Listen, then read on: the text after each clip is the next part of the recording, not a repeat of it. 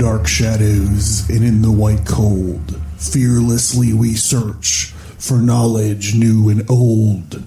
We drink the strong spirits and read the ancient tomes. The order of the Abracast, we are the brave and bold. Your body is your temple, so let's make sure you got a badass t-shirt on it. Variety of cool occult themed t-shirts. And other merch like stickers, wall art, mugs, and more. Visit the storefront on Advertise.com.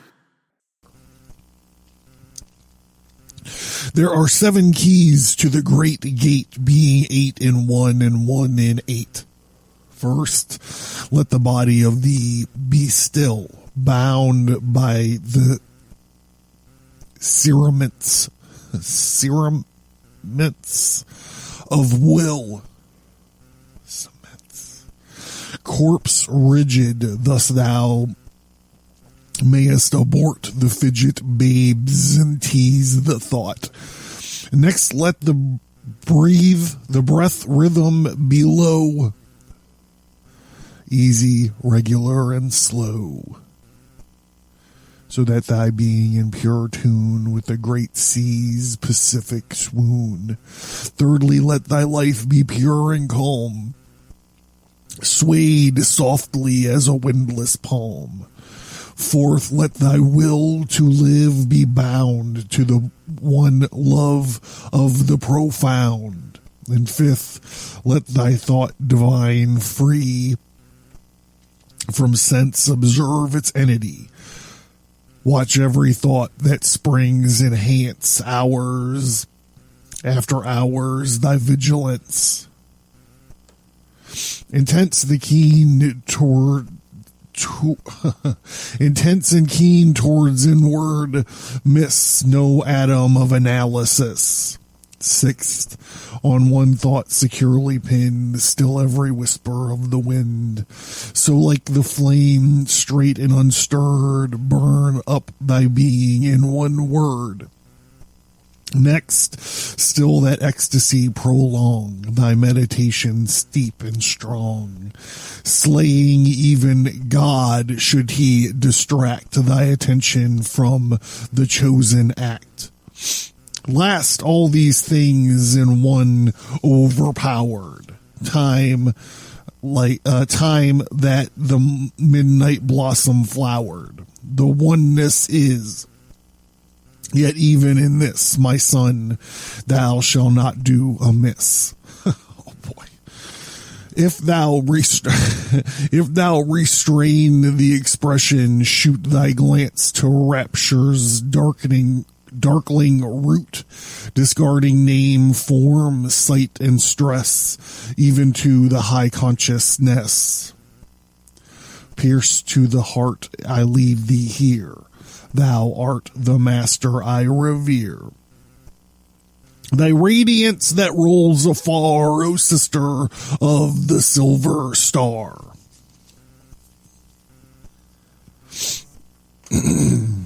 Aha! This was written by Crowley, issued by order of the Great White Brotherhood. He was writing as AA at the time. Yeah, all right, so let's get into this, huh? The Abracast, occult, history, conspiracy, and violence.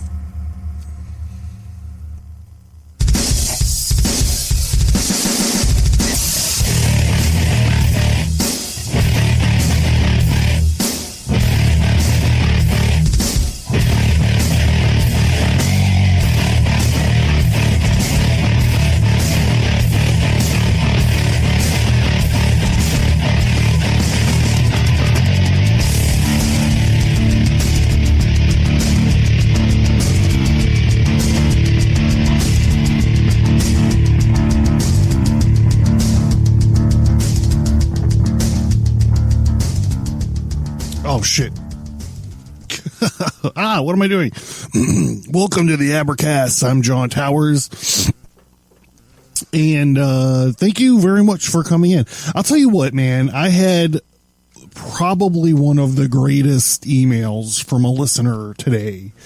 And I was blown away and floored by it. And it just makes me think that, it just reminds me how awesome you guys are. And I really I actually wasn't even scheduled to record tonight, but I was so jazzed up by this email. It wasn't a review. It wasn't even for the world to see. It was just an email from a guy to me. And it was amazing.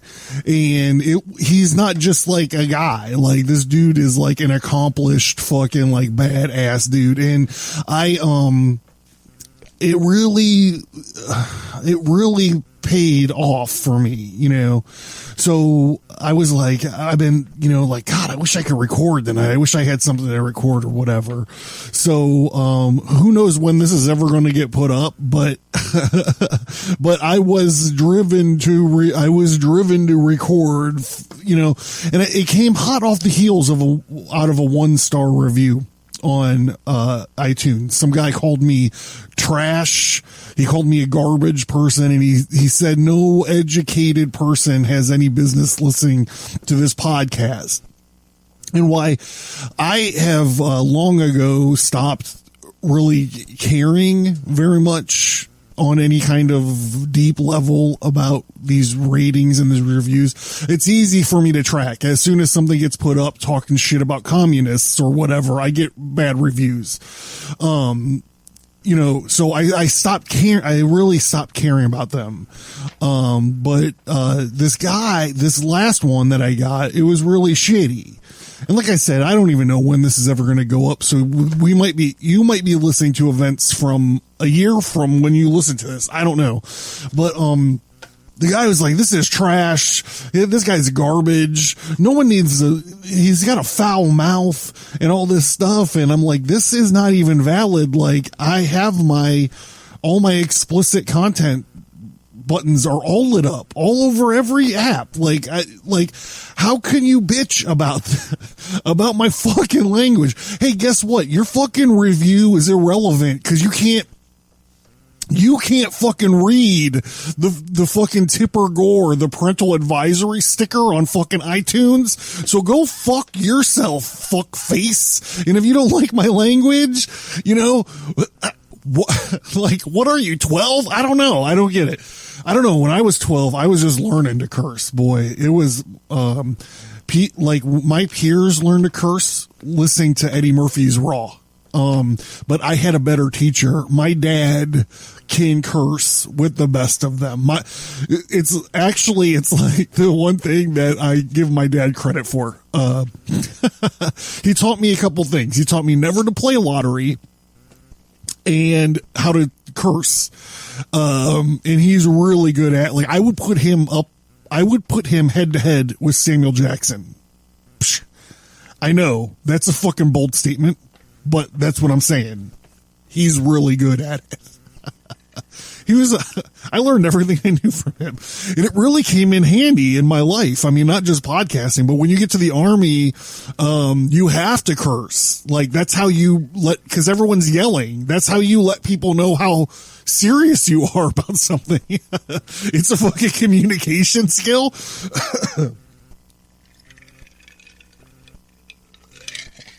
Anyhow, fuck the guy that called me trash. And thank you so much for this guy. He's currently in the army.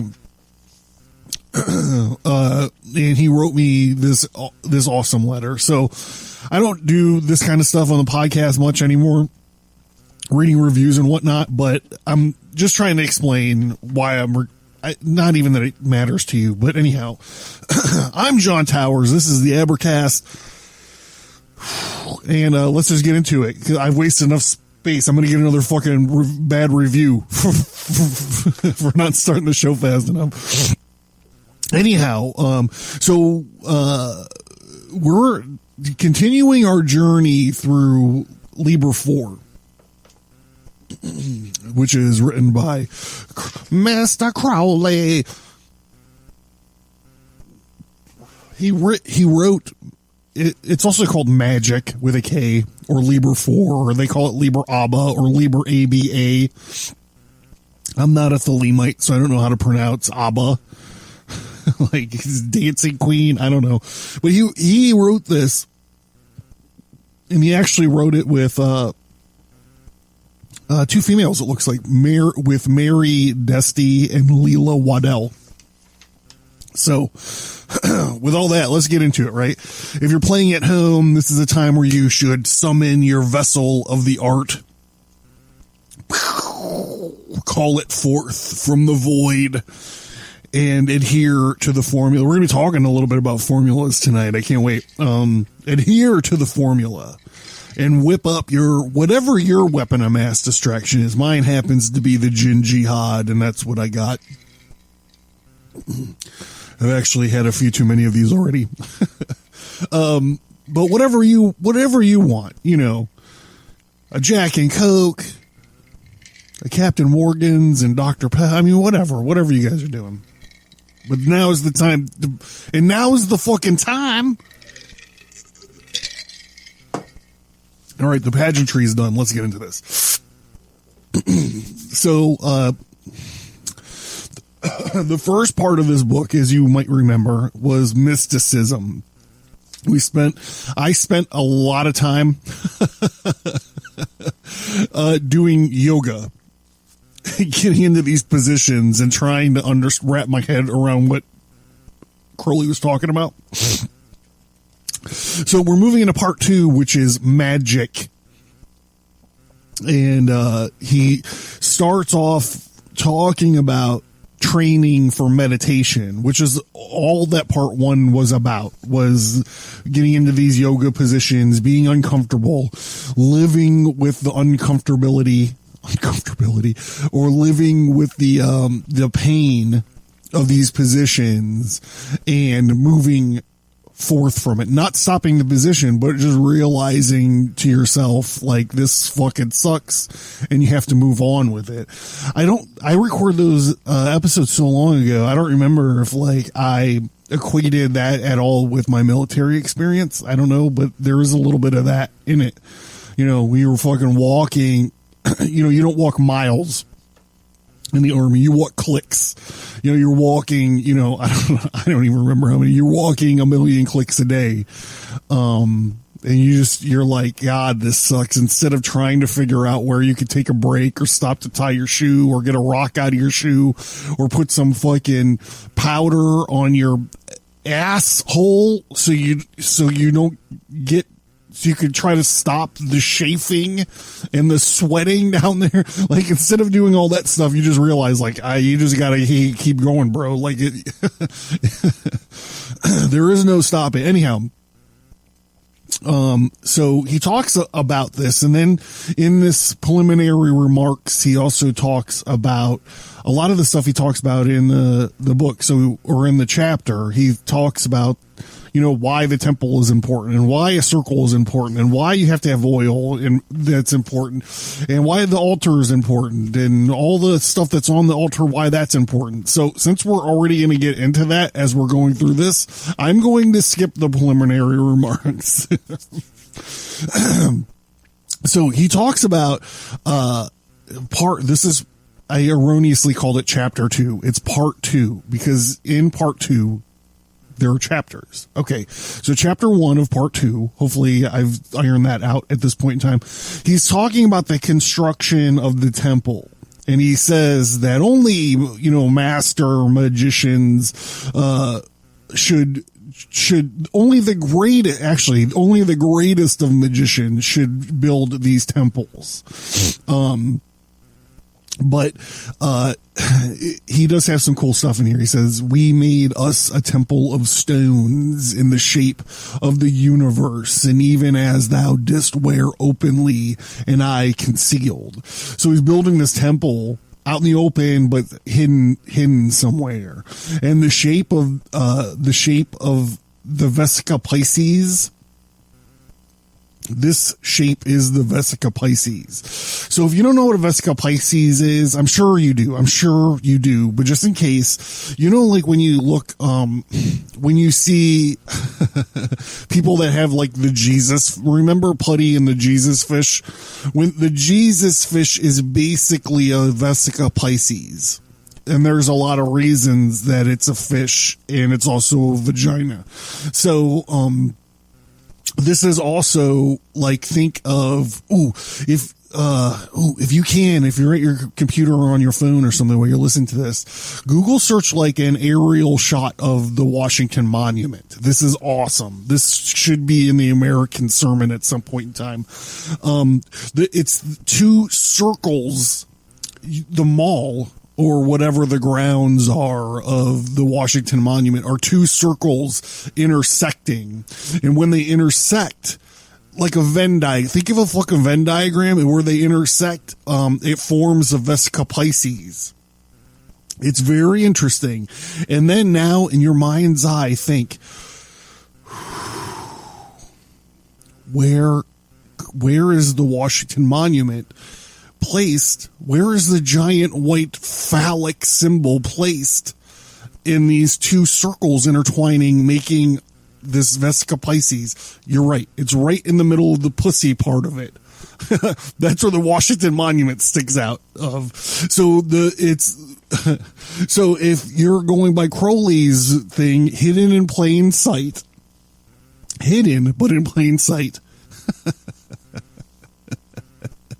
and it's the temple. I don't know if he's referring to this or has referred to it or even thinks about it or gives a fuck about it. But what he's saying is the Washington Monument is a work of magic. It's inside this temple. I don't know. Maybe I'm reading a little bit too much into it. You just look at it from above and you're like, wow, man, that's a giant white phallic symbol going right through this pussy shape. It's so weird. All right, enough all this. So inside the temple, you have to have a few things. You have to have an altar, which you're going to talk about next. And right now we're going to talk about it next. Yeah. But besides the altar, you need a magic circle. The circle announces the nature of the great work. His circle should not be too small and cramp his movements. It should be not so large that he has a long distance to traverse. And once the circle is made and consecrated, the magician must not leave it or even lean outside, lest he be destroyed by the hostile forces that are without. So we know that Crowley and McGregor Mathers translated the Lesser Key of Solomon. We know that. You go back in the archive and find those episodes. In those episodes, they have a very specific thing of like what these magic circles must be like. And specifically in the Lesser Key of Solomon, the magic circle is accompanied by a magic triangle. A triangle of manifestation, it's called. And that's placed to the east side of the magic circle. But these magic circles they all have very specific things. And you go back and listen to this and you can see that Crowley drags some of that along with him. You know what? Some of the major critiques of Crowley, and I don't critique Crowley. I'm not an expert enough to critique anybody in this kind of stuff. But a lot of critiques of Crowley is that he just grabbed like dribbles and drabbles of everything. He started with yoga and the Kabbalah, and then he started, working on these magic texts, and he kind of like amalgamated everything.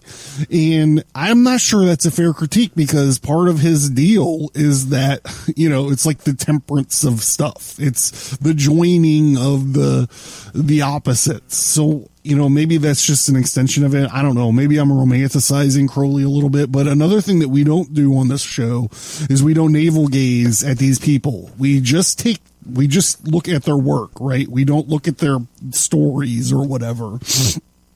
So, it's just an interesting point to ponder about this magic circle business. And in the Lesser Key of Solomon, the magic circle business was all about, it's all about summoning demons. So you summon the demon into the triangle, and then, so he's separated from you and you're separated from it because you're inside the circle.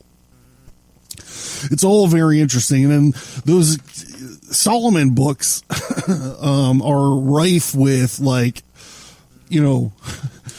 doing incredibly reckless things and then begging God to help you. Summoning demons and then begging God to make them do what you want them to do. And I think we're going to see a little bit of that as we get into this. So he chooses a circle rather than any other lineal figure. The circle is chosen because he affirms thereby his identity with the infinite. He is within the infinite, I guess. That sounds like a Tool lyric. He affirms the equal balance of his working, since all points at the circumference are equidistant from the center, and he affirms the limitations applied by his devotion of the great work, and he no longer wanders about aimlessly in the world. So this is a reflection of what he was talking about in the mysticism section, where he says, he talks at length, really, about not fidgeting or being moving all the time. He spends a lot of time talking about being still, and the greater the animal, the more still he is. I think he says something like, you never see a silverback gorilla with restless leg syndrome. That's ridiculous. And you're like, those gigantic gorillas are they're all stoic and they only move when they have to. And juxtaposing that with people like me, who I have restless leg syndrome. I'm not medicated for it, but I've always been cursed with it. So that's interesting. So one of these great apes are better than me, I guess. So he goes on to talk about the circle is divided into 4 parts by a tau or an ankh, or he talks about the rosy cross of the Rosicrucians. The symbol of the great work is this tau. It's symbolically, it's a union of spiritual, mystical, or chemical marriages. I would add that the circle with the tau drawn to perform magic as being a symbol of the great work, because it's kind of like it becomes an axis mundi, a navel of the world. It's an axis of the world, the place where all these marriages that he talks about are taking place. The marriage of the sacred and the mundane are also meeting. Yeah, there. How's that for some insight?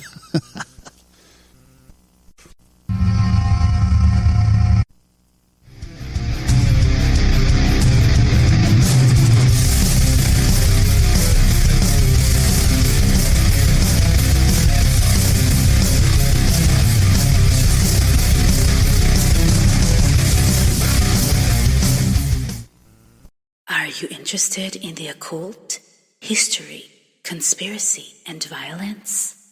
Learn more at Advertise.com. Find more episodes on this topic. Sign up for the mailing list for bonus content. Get access to the show archive. And visit the storefront for tarot cards, merch, and books. Learn more at Advertise.com.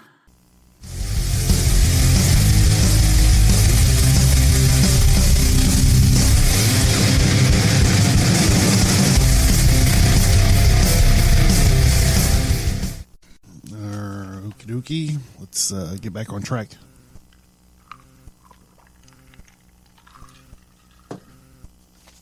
Where were we at?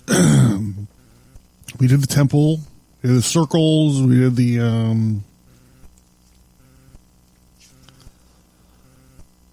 the circle. Oh, altars. The altar represents the solid basis of the work. It also represents the fixed will. So he's writing all this in a Liber for Thelema. And Thelema means will. But like as the master Therion reminds us, that will in this will doesn't mean to do whatever you want. You must like curate and focus your will. We're going to talk about that a little bit. The will of the magician. The altar represents the solid basis of the work, the fixed will of the magician, and the law under which he works. Within this altar, everything is kept, since everything is subject to the law, except the lamp. According to the authorities, the altar should be made of oak to represent the stubbornness and the rigidity of the law. Others would make it of acacia, for acacia symbolizes the resurrection. The altar is of a I'm going to skip past all this stuff. Well, maybe not. Okay, I'm going to do it. The altar is a double cube, which is roughly a rough way of symbolizing the great work. For the doubling of the cube, like the squaring of the circle, was one of the great problems of antiquity. The surface of the altar is composed of 10 squares. This 10 business is also the Sephiroths, and is also talking about the Tau in the circle. This is how it's constructed with these 10 units. The top, here we go. The top is Kether, and the bottom is Malkuth. This is exactly the tree of life of the Kabbalah. We've done episodes on these. The height of the altar is equal to the height above the ground and of the navel of the magician. The altar is connected with the Ark of the Covenant, Noah's Ark, and the nave, a navis of the church. This is the part of the church called the nave, is what he's talking about, and many other symbols of antiquity. For this altar must embody the magician's knowledge of the laws of nature, which are the laws through which he works. The top of the altar must be covered with gold, and on this gold shall be engraved some such figure as the holy oblation, or the New Jerusalem. The New Jerusalem is described as a cube as well in Revelations. Or, if he have the skill, the microcosm of the Vitruvius. On the side of the altar, there is also sometimes drawn the great tablets of the elements, that the sigils of the holy elemental beings. For these are the synthesis of the force of nature, yet these are rather special than general symbols. All right, so we move into stuff that's on the altar. Chapter 4 of part 2 is specifically about the scourge, the dagger, and the chain. These are all very serious things. These are all things you should have on your altar, I guess. The scourge, the dagger, and the chain represent the 3 alchemical principles of sulfur, mercury, and salt. These are not the substances which we now call by these names. They represent principles, whose operation chemists have found it more convenient to explain in other ways, but sulfur represents the energy of things, and mercury their fluidity, and salt their fixity. So it's all very interesting. Right off the bat, it's all interesting. We should consider them as part of a sacrament. This particular aspect of the scourge, the dagger and the chain, suggests a sacrament of penance. The scourge is sulfur, and its application excites our sluggish natures, but it may further be used as an instrument of correction to castigate rebellious violations. It is applied to the nephesh, the animal soul that destroys desires. No, the animal soul, the natural desires.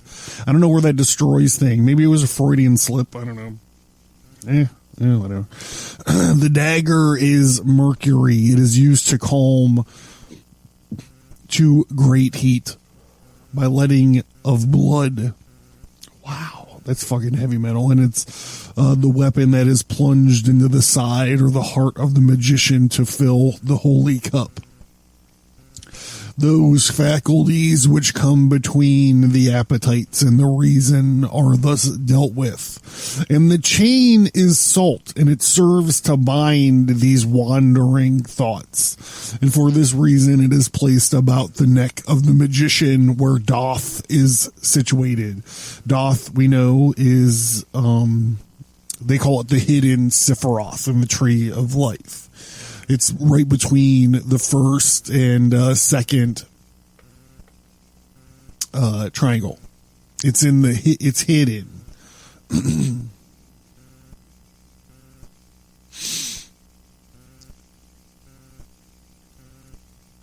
These instruments remind us of pain, death, and bondage, and students of the gospel will recollect that in the martyrdom of Christ, these three things were used, a dagger being replaced by the nails, or I would say by the spear that pierced Christ's sides, just like the thing that he talked about. Like, he makes the connection right in the paragraph right above this. The weapon that is plunged into the side or heart of the magician to fill the holy cup. That's what he's talking about. Christ. The spear that pierced Christ's sides. This is true of all magical instruments. The hill of Golgotha is a circle, and the cross is the tau. And Christ had a robe, a crown, a scepter, etc. This thesis should be one day fully worked out. I would say that just blew my fucking mind.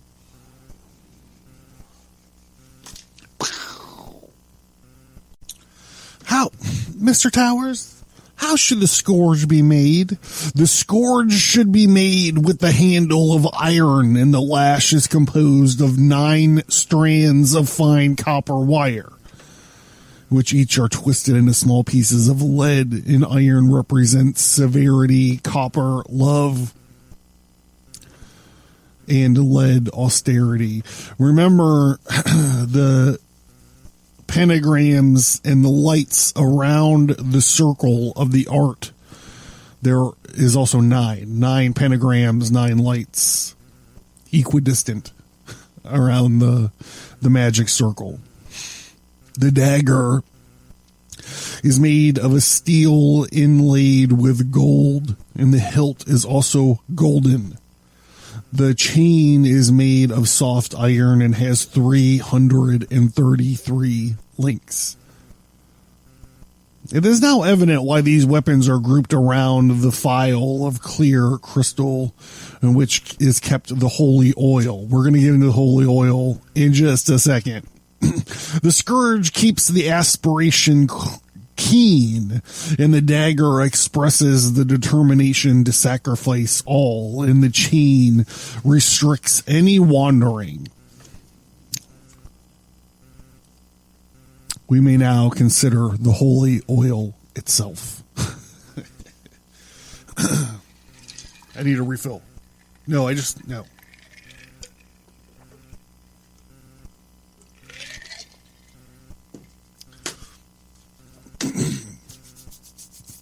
The holy, chapter 5, part 2, chapter 5, the holy oil. The holy oil is the aspiration of the magician. It is that which consecrates him to the performance of the great work. And such it is the efficacy that also consecrates all of the furniture of the temple and the instruments thereof.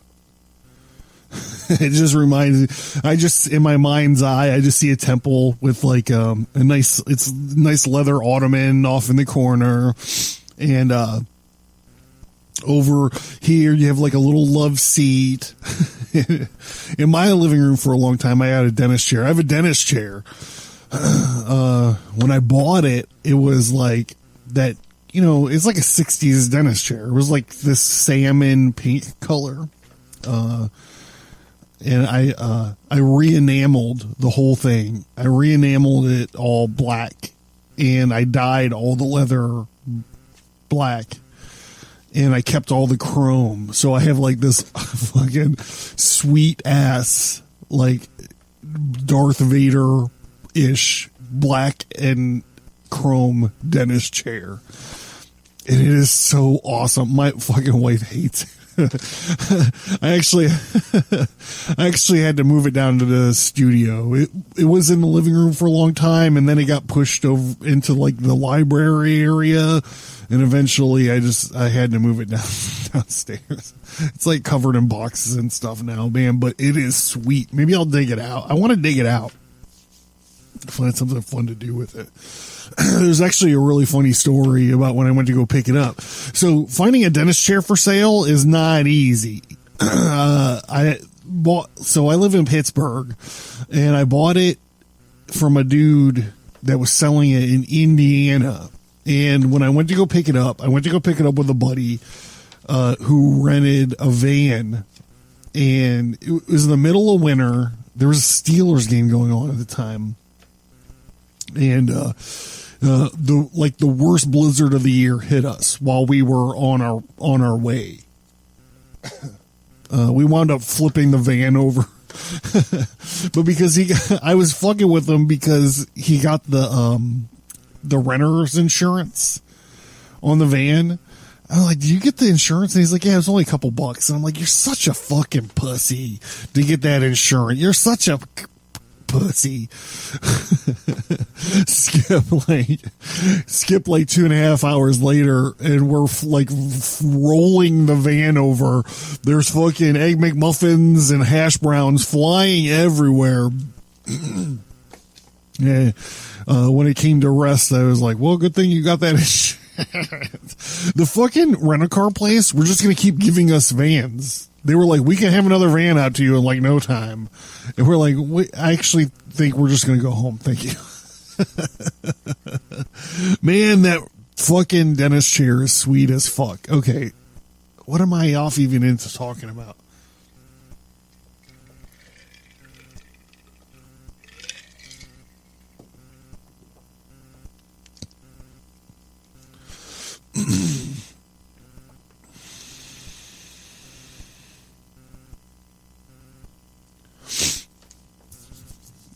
I can't even link up where I left off. The holy oil is the aspiration of the magician. It is that which consecrates him into the performance of the great work, and such is the efficacy that it also consecrates. All the furniture in the temple. Okay, I get it. Now I remember what I did. And the instruments thereof. There's also a grace or a charism, is the aspiration and not the ambition. It is a quality bestowed from above. For this reason, the magician will anoint first the top of his head before proceeding to consecrate the lower centers in their turn. So this is a reference to the chakras. And we know that Crowley was a student of yoga, Hindu yoga. And I imagine he's talking about your topmost chakras at the top of your head, and it works its way lower down to like your butthole. The oil is of a pure I hope this doesn't get gross. The oil is of a pure golden color, and when placed upon the skin, it should burn and thrill through the body with an intensity as of fire. The pure light translated into terms of desire. It is not the will of the magician, the desire of the lower to reach the higher, but it is that spark of the higher in the magician that wishes to unite the lower with itself. So this is the Kabbalah. This is the light filtering through and soft through all the different sephiroths down into the material world. This is also the chakras, like we talked about just a minute ago. Yeah, that's what all this is. Unless, therefore, the magician be first anointed with his oil, and all his work will be wasted and evil. The oil is a compound of 4 substances. The basis of all is the oil of the olive. The olive is traditionally the gift of Minerva to the wisdom of God, the Logos. And this is the dissolved 3 other oils: the oil of myrrh, the oil of cinnamon, and the oil of galangal. The myrrh is attributed to Bina, which is a Sephiroth. It's the great mother. It's the feminine on the first side. It is both the understanding of the magician and the sorrow to compassion, which is the first contemplation of the universe.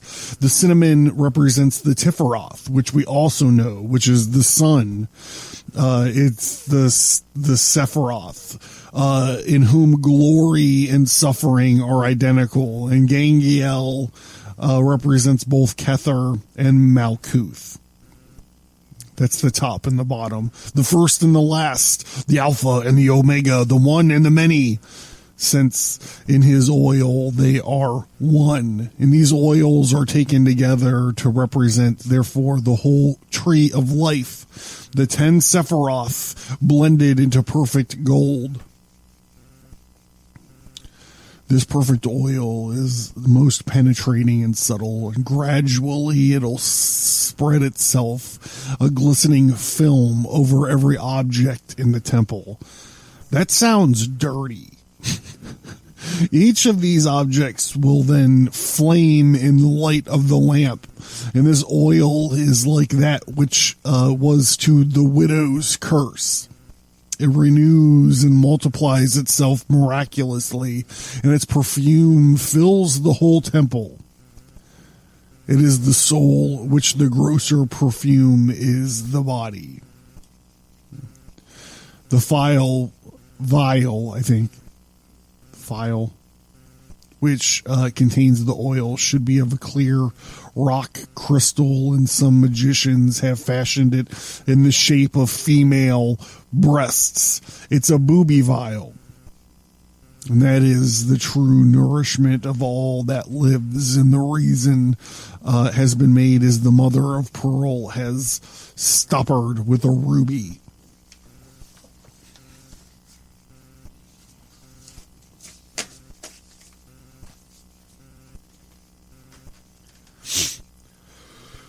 All right. Well, that's it. Thank you. I'm John Towers. Thanks again for tuning in. I really just want to take some moments to thank you guys for listening, and thank you guys for interacting. And if you've left comments and reviews and all that stuff, thank you very much, man. And even if not, thank you anyways, just for listening. I just got so I got so motivated to, I don't know how to say it. I got so motivated just to have gratitude for everyone that stops in and lets me, blabble at them for an hour of their busy, important, time. MTV. my time is valuable, and I understand that. So I just really got driven today to just, want to take a second just to be like, fucking thank you guys for, letting me babble at you for a little while each week. It has become very important to me. So thank you guys very much. I am John Towers, and this is the Abracast. I think I might have lost some stuff. I think I actually hit a button around the time we took a break, and a bunch of stuff got erased or like cut off. I don't know. I'm gonna have to remember to go back and look at this. Say goodbye and don't follow. Misery is so hollow. I lost my woman and lost my friends and where I've been and what I've done. I don't remember how it goes. All right, bye. Thank you guys. Thank you for listening, and we hope that you enjoyed the show. Please send an email or find us on social media and let us know what you think about the show. We would appreciate it if you would give us a 5-star rate and review wherever you find your favorite podcasts. You can find Stigmata Studios, graphic, novels, and comic books at Advertise.com.